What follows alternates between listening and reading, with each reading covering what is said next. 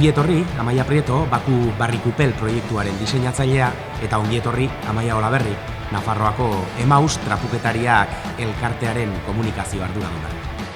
Geltoki bat toki interesgarria izaten da, behin edituta, hausnarketarako, gogoetarako, eta geltoki horretan topatzen duzu jendearekin hitz egiteko. Eta gizarteaz pentsatzeko ere toki ona da, geltoki bat.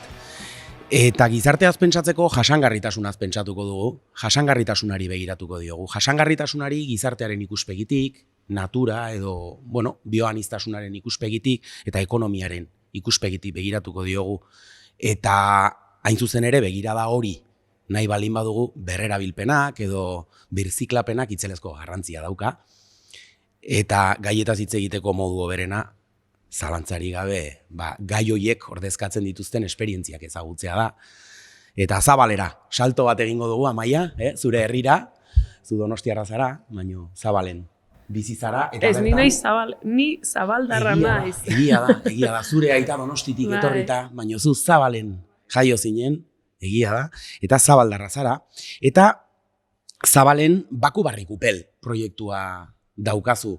Berziklapena, berrerabilpenaren inguruan proiektu edo egitasmo interesgarri bat, aita alabak partekatzen duzuena. Eta zuen ondora joan ginen, ze iruditzen zaizue, bideotxo bat ikusten balin badugu, zurekin elkarrizketatxo bat eduki genuen, eta hor, zuk ni baino asko zobekiago azaltzen duzu, zer den edo zergatik. Mugikorrean ekarri dut, bideotxoa, eta ongi ikusten balin baduzue, zuek esan, eta nik play. Aita darama 10 urte baino gehiago ardokupelarekin esperimentuak egiten. Esperimentua beste produktu batzuk egiten, ez? Aulkiak, ez daki, gauza handiago eta rustikoagoak. Eta azkenean, erabaki dugu materiala berrerabiltzea dagoelako hemen materiala. Beste leku batean egongo bagina, ez litzateke material hori izango, ez? Orduan nola hemen, Nafarroan eta Errioxan ditugu kupela asko, horregatik hasi ginen, dagoelako, ikusten duzulako kaletik, ez? Joaten zara kaletik eta ikusten dituzu kupelak eta esaten duzu, material hau dela oso ona, aitak kontatzen du, bera zurgina zenean, ordaintzen zuela askoz gehiago, material honengatik joaten zenean erostera eta gero ikusten zuela beste lekuetan botatzen zela eta erretzen zela, ez? Orduan pixka bat horregatik delako oso material daukana noblezia asko eta pena ematen du material hori botatzea, ez? Zakarrera edo beste gauza batzuetarako erabiltzea, beste gauza batzuetarako ez, erretzeko gehien bat.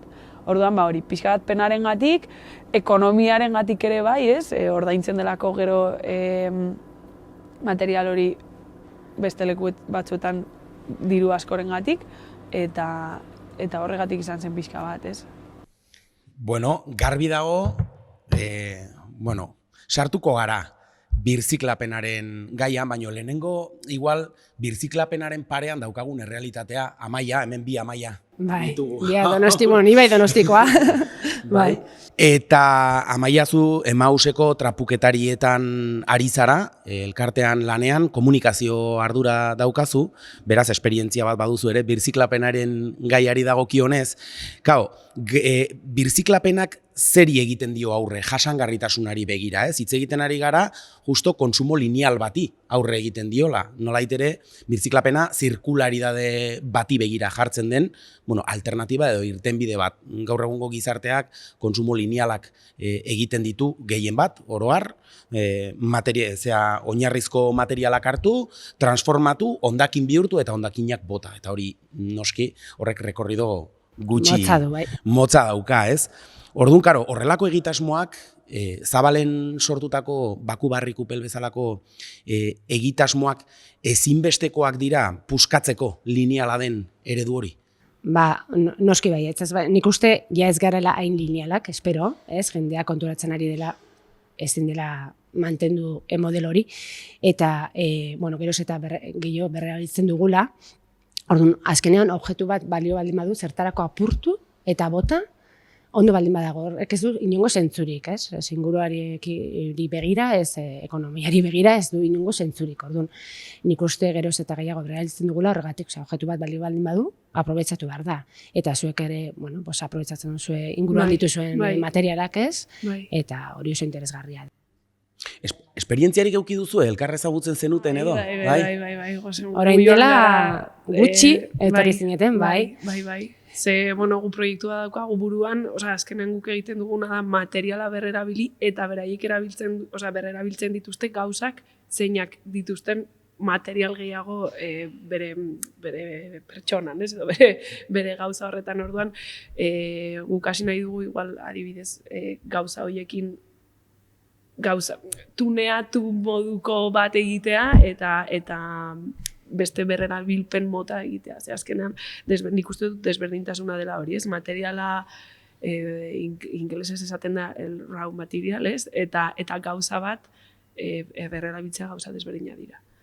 Bai, gure kasuan, objektua berrerabiltzen dugu, eta zuek prozesuan gertatzen den materialak berrerabiltzen dituzue. Baina modu batez edo beste modu. Bai, azkenean ez da botatzen da gauza berria sortzen direla, ez? Eta etorri ziren ikusteko gure prozesuan materialen bat genuen interesgarria beraien sormen berriak egiteko, ez? Bai.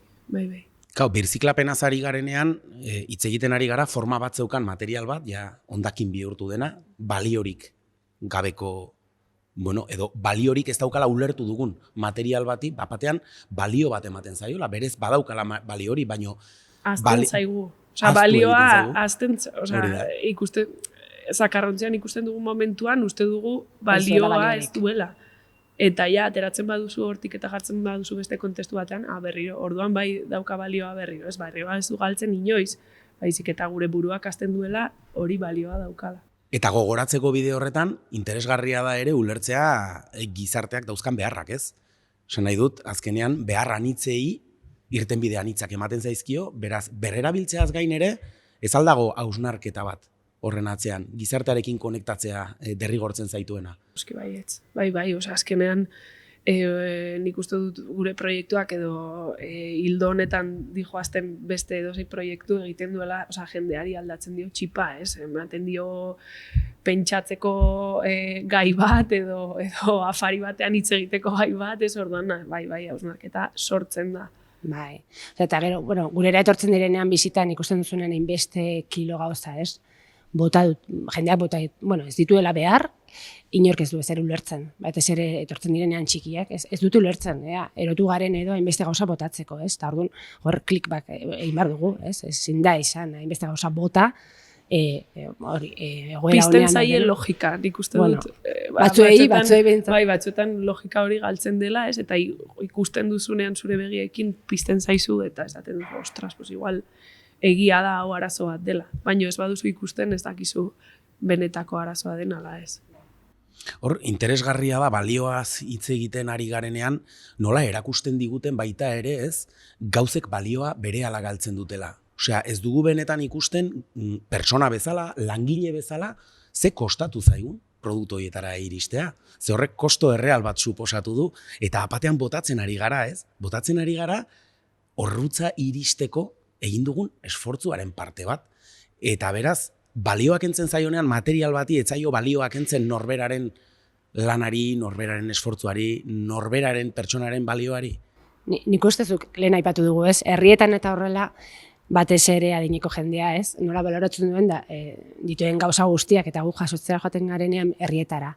Naiz eta adibidez hori, ohe bat egoera txarrean egon, berarentzat da, esate dizu, zaindu mesedez, oso egoera honean dago, mitxika, zaindu, berrera bile daitekela, ez? Ta ikuste duzu ohea eta esate duzu, hombre, ja honek baditu, ez dakizen bat bizi, ez? Baina baloratzen dutela pila bat, ez? Herriko jendeak eta adin bateko jendeak baloratzen du daukana. Eta gaur egun igual ez hainbeste.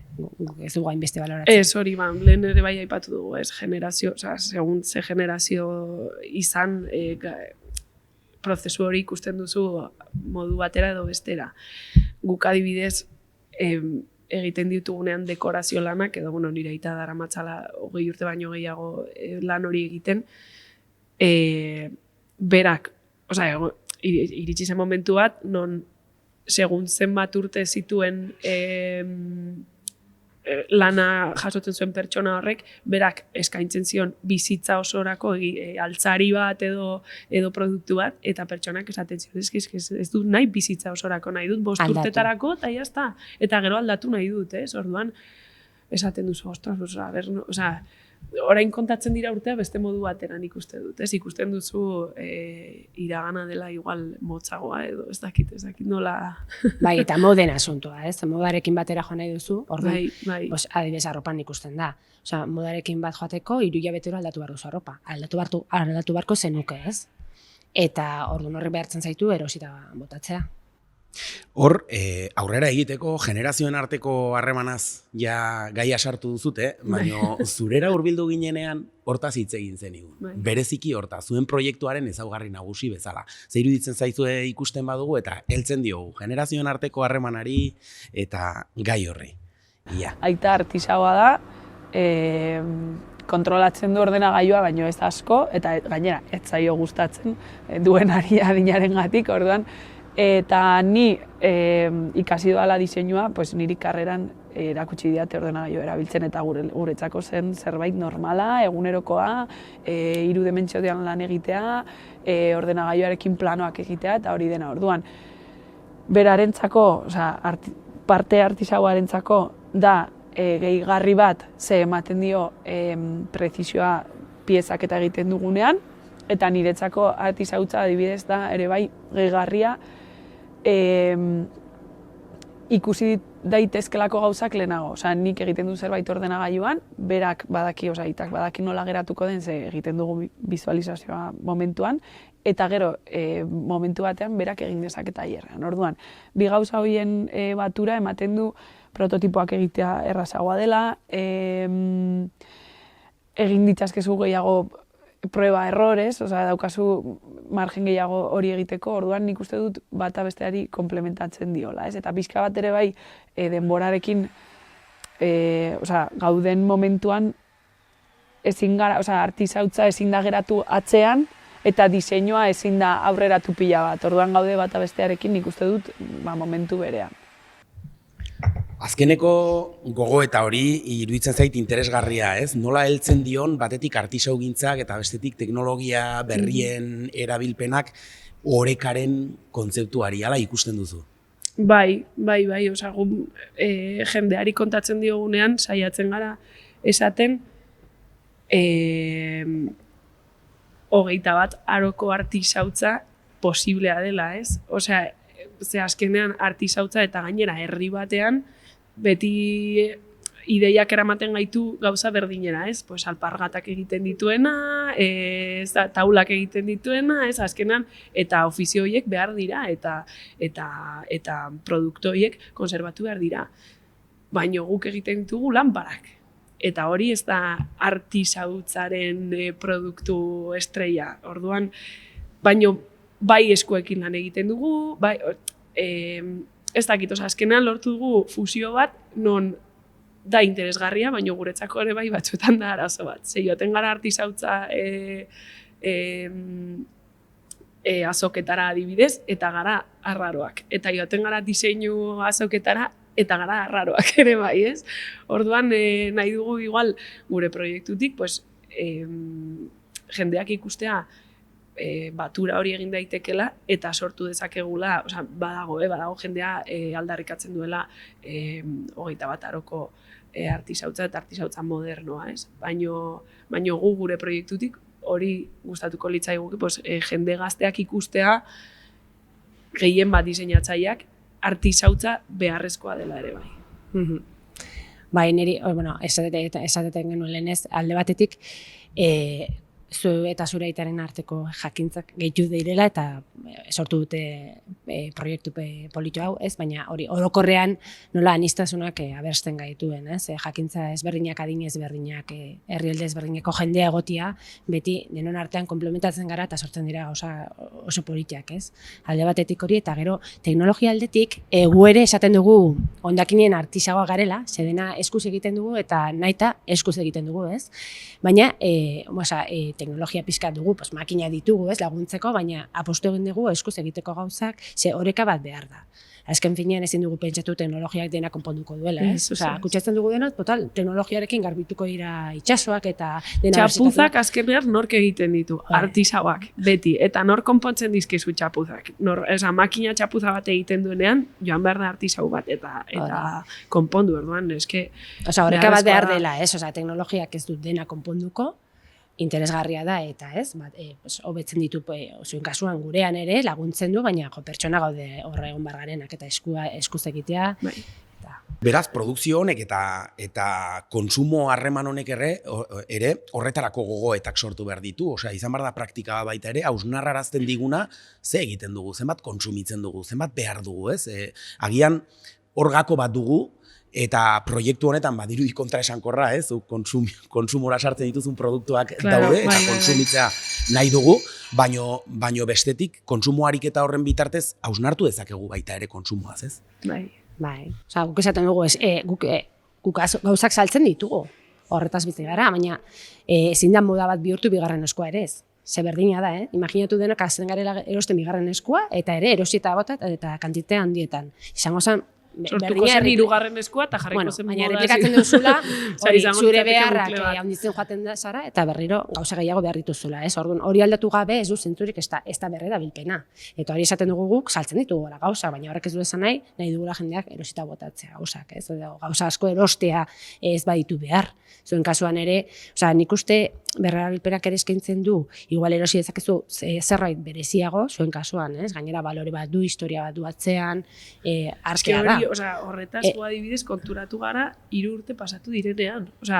Gu lehenengo pentsatzen genuen, irekiko genuela web horri bat, jarriko genituela lanparak salpentan, eta hori izango zela proiektua eta jazta, eta izango ginela lanpara fabrika bat, naiz eta berrerabilia izan, eta horrela.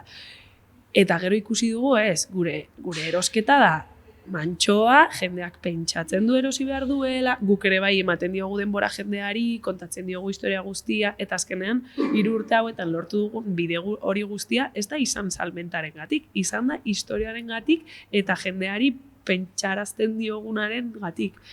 Amaia, eta barkatu moztea, baina eske historia horretan bada zerbait azaldu zeniguna, oso importantea, eta da lekua, tokia.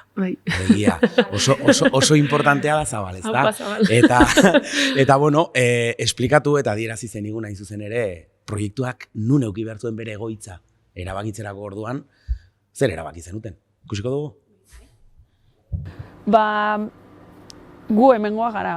Aita eta ama etorri ziren duela 30 urte Donostitik, eta ni jaio naiz hemen, orduan etxea daukagu hemen, tailerra dago hemen, eta izan da erabaki logiko bat. Egon gara proiektuaren hasieran duela 3 urte, egon ginen begiratze Lizarrara joateko, eta hartzeko merkatondoan leku handiago bat, baina azkenean ikusi genuen proiektuak ere bai zeukala xarma gehiago geratzen baginen hemen, ez? Eta pixka bat aldarrikatzea diseinua egin daitekela 50 pertsonako herri batetik, da sortu dugun, proiektuaren atzetik sortu dugun historia hori, ez? Orduan da gehien bat hori.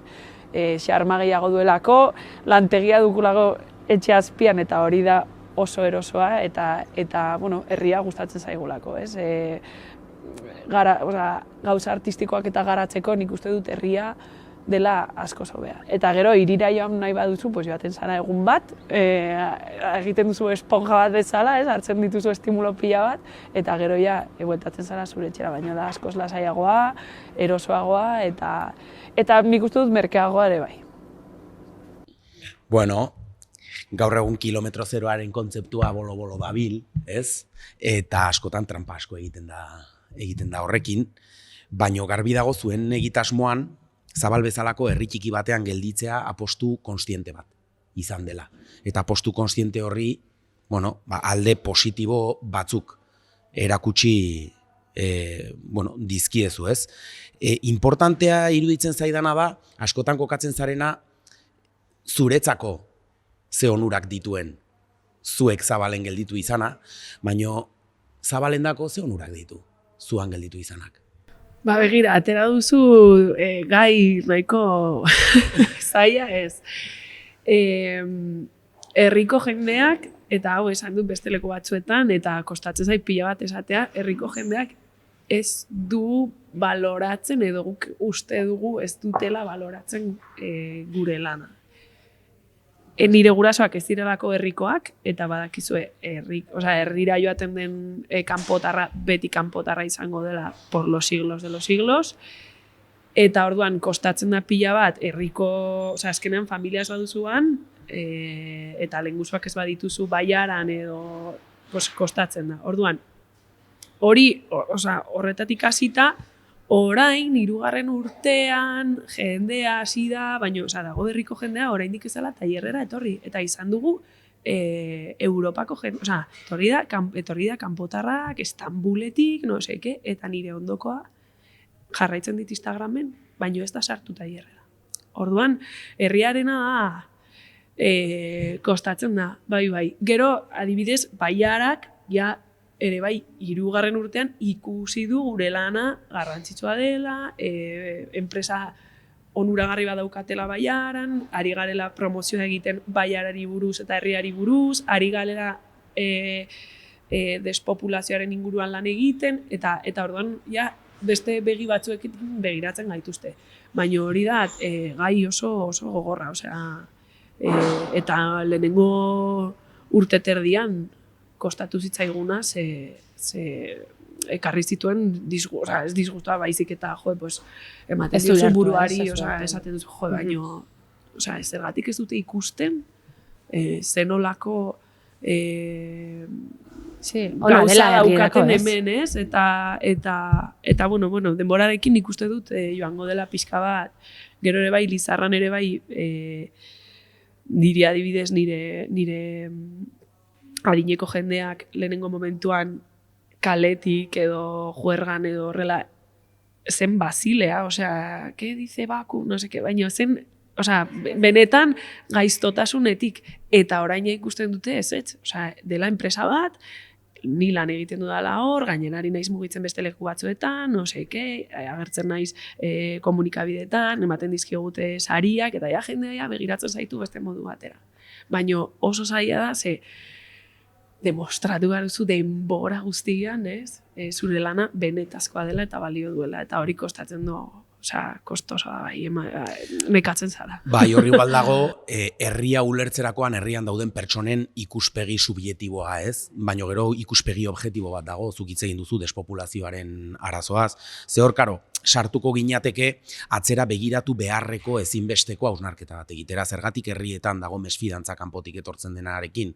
Ikusi beharko genuke kanpotik etorritakoak ze ondorio utzi duen herrietan, eta dauden arazo handienak nundik etorri diren, aber herrian sortu diren, edo herritik kanpo etorri diren, oro jakintxuek sortu dituzten, ez? Eta egia da, herri txikietan zailtasunak egoten direla, mesfidantza gehiago egoten dela, eta hirietan, akritikoagoa dela, baino horrek ere ondorioak gehien bat, barkatu, baino gehien bat esan nahi nuen, garbi dago zuek hor gelditzeak, objektiboki, ekarpen bat egiten diola despopulazioaren arazoari, herrian aktibidade ekonomikoak egoteari, generazio berriak herrian gelditu daitezenari, nolabait ere, harritzen ninduna da, nola ulertzen zenuen zuk, zuri zer ematen zizun herriak, jakinda gainera orain adierazi duzun bezala, beste gauza batzuk ere hori da, zaila izan dela, baino zuek zer eskaini diozuen horretan balioan jartzeko elemento bat dagoela.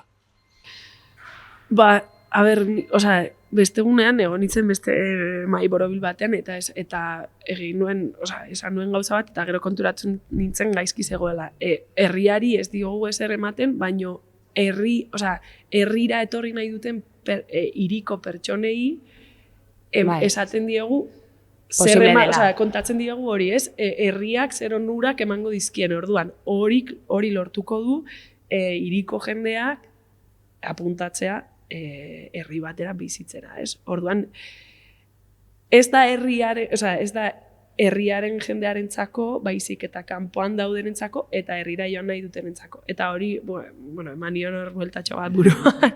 Baina bai, lehenengo momentuan pentsatzen jo, eske herriarentzako ez dugu ezer.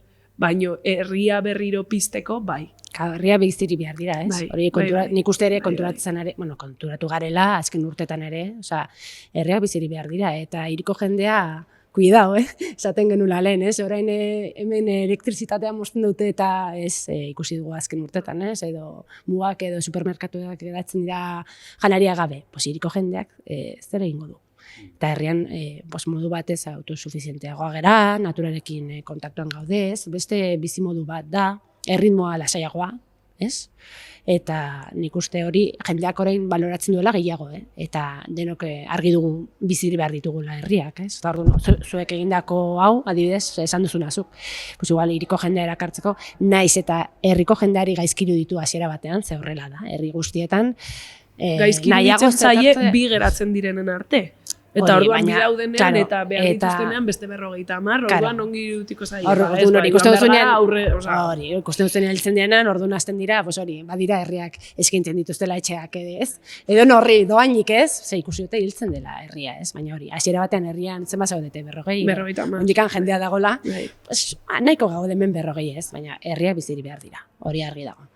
Bai, herriak bizirik behar dira eta herriak bizirik egoteko proiektuak behar dira eta herriak eta horrelako proiektu jasangarriak elkartzen direnean, alternatiba badagola erakusten da. Lehen esan dut, geltoki bat dela hausnarketarako eremu bat eta, patxadarako, baina geltoki bat beti izan da herria eta hiria elkartu diren eremua. Joan eta etorrian etengabe bizi izan den eremu bat eta hori izaten segitzea nahi dugu programa honekin. Pena da programak muga daukala, denbora mugatua dela eta agurtu behar zaituzte dela. Bereziki eskertuz, ekarri dizkidugu zuen gogoeta hauek, bakoitzak zuen eremuan egiten duzuen lanagatik, azken finean jasangarritasunaz hitz egin baino, jasangarritasuna egin behar delako eta zuek hori ordezkatzen duzuelako, mi esker, bi amaiak eta hurrengo geltokira arte. Agur. Agur.